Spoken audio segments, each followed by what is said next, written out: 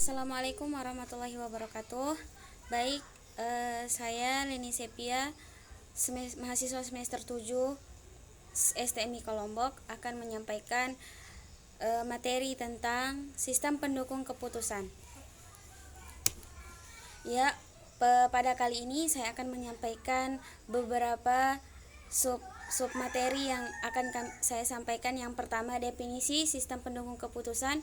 Yang kedua, tujuan sistem pendukung keputusan. Yang ketiga, karakteristik sistem pendukung keputusan. Yang keempat, tahapan keputusan. Yang kelima, jenis-jenis keputusan. Yang keenam, komponen sistem pendukung keputusan. Dan yang terakhir, kondisi pengambilan keputusan. Baiklah, kita mengawalinya dengan definisi sistem pendukung keputusan. Definisi sistem pendukung keputusan ini banyak sekali pengertiannya menurut para ahli. Yang pertama dari Turban tahun 2001, yaitu sistem pendukung keputusan adalah sistem yang digunakan untuk dapat mengambil keputusan pada situasi semi terstruktur dan tidak terstruktur, di mana seseorang tidak mengetahui secara pasti bagaimana seharusnya sebuah keputusan itu dibuat. Jadi pada sebuah perusahaan itu sering terjadi masalah yang manajernya tidak mampu untuk mengambil keputusan. Jadi sistem pendukung keputusan ini dibuat atas dasar latar belakang tersebut. Yang kedua, menurut Sprague et al. 1993 membagi sistem pendukung keputusan menjadi 5 bagian atau 5 karakteristik, yaitu: pertama, sistem berbasis komputer. Yang kedua, sistem dibuat untuk mengambil keputusan. Yang ketiga, dibangun untuk membantu dalam memecahkan masalah yang rumit dan tidak dapat diselesaikan melalui perhitungan kalkulasi secara manual. Yang keempat, melalui bantuan simulasi yang interaktif. Yang kelima, komponen utama terdiri dari kumpulan data dan model analisis. Yang ketiga dari Dadan Umar Daihani tahun 2001. SPK pertama kali diungkapkan pada tahun 1970-an oleh Michael Scott Morton yang menjelaskan bahwa sistem pendukung keputusan adalah suatu sistem yang berbasis komputer yang ditujukan untuk membantu mengambil keputusan dalam memanfaatkan data dan model tertentu untuk memecahkan berbagai persoalan yang tidak terstruktur. Yang keempat, Ephraim Turban mengemukakan bahwa sistem pendukung keputusan merupakan sebuah sistem yang dimaksudkan untuk mendukung para pengambil keputusan manajerial dalam situasi keputusan semi terstruktur.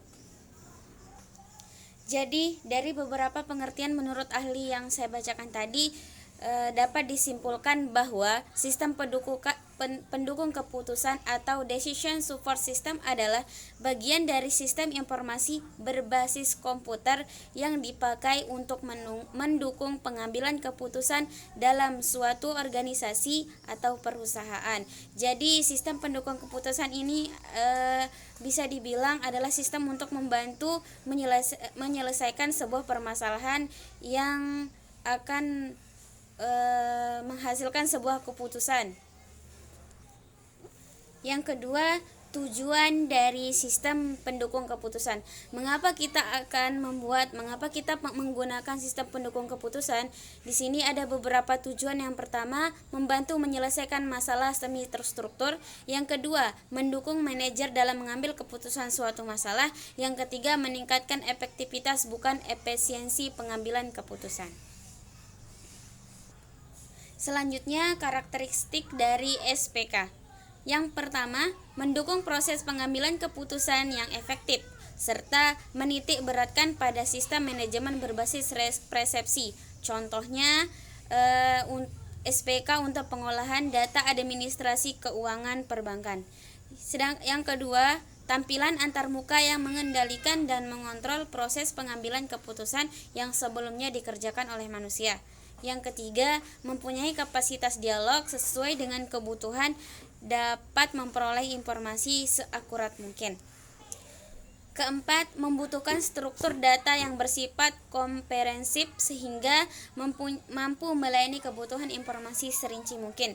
Yang terakhir, memiliki subsistem yang saling terintegrasi dengan baik sehingga menjadi bagian dari satu kesatuan atau komponen. Selanjutnya, tahapan sistem pendukung keputusan. Berikut terdapat beberapa tahapan dari SPK, antara lain yang pertama, fase intelijensi, yang kedua, fase desain, yang ketiga, fase pilihan, yang keempat, fase implementasi. Yang pertama, fase intelijensi, yaitu tahap pemahaman merupakan proses penelusuran untuk memetakan tingkat problematika serta mampu mengenali permasalahan yang terjadi.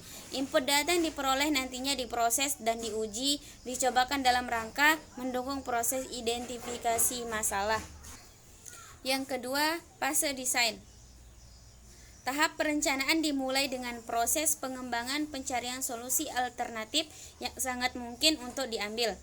Namun, diperlukan proses verifikasi dan validasi untuk dapat mengetahui tingkat keakuratan pada model yang diteliti. Yang ketiga, fase pemilihan. Tahap pemilihan berfungsi untuk memilih berbagai solusi alternatif yang dapat dipilih serta dimunculkan pada fase perencanaan dengan memperhatikan kriteria berdasarkan tujuan utamanya atau objektif. Yang terakhir, fase implementasi. Tahap implementasi atau penerapan dilakukan dengan menyesuaikan rancangan sistem yang telah dibuat pada beberapa fase sebelumnya. Kita lanjutkan ke jenis-jenis sistem pendukung keputusan. Jenis-jenis sistem pendukung keputusan ini ada 3. Yang pertama, keputusan terstruktur. Yang kedua, keputusan semi terstruktur. Yang ketiga, keputusan tidak terstruktur.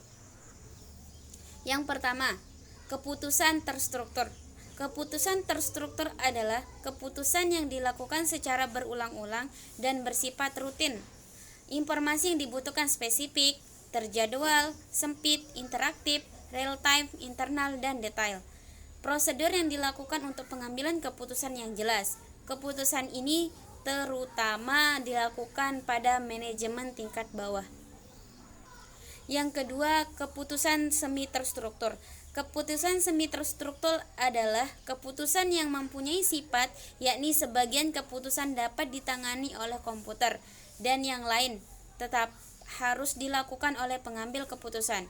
Informasi yang dibutuhkan polos, spesifik, interaktif, internal, real time, dan terjadwal. Yang terakhir yaitu keputusan tidak terstruktur. Keputusan tidak terstruktur adalah keputusan yang penanganannya rumit karena tidak terjadi berulang-ulang atau tidak selalu terjadi. Keputusan ini menuntut pengalaman dan berbagai sumber yang bersifat eksternal. Keputusan ini umumnya terjadi pada manajemen tingkat atas. Informasi yang dibutuhkan yaitu secara umum, luas, internal, dan eksternal. Selanjutnya, komponen-komponen dari sistem pendukung keputusan. Yang pertama, data manajemen, termasuk database yang mengandung data yang relevan untuk berbagai situasi dan diatur oleh software yang disebut dengan database management system atau DBMS. Yang kedua, model manajemen, melibatkan model finansial, statistical, manajemen science, atau berbagai model kualitatif lainnya, sehingga dapat memberikan ke sistem suatu kemampuan analitis dan manajemen software yang dibutuhkan. Yang ketiga, communication. User dapat berkomunikasi dan memberikan perintah pada DSS melalui subsistem ini. Komponen komunikasi juga dapat berarti menyediakan antarmuka. Yang terakhir, knowledge management. Subsistem opsional ini dapat mendukung subsistem lain atau bertindak sebagai komponen yang berdiri sendiri. Selanjutnya, kondisi dalam pengambilan keputusan. Yang pertama, kondisi pasti uncertainty.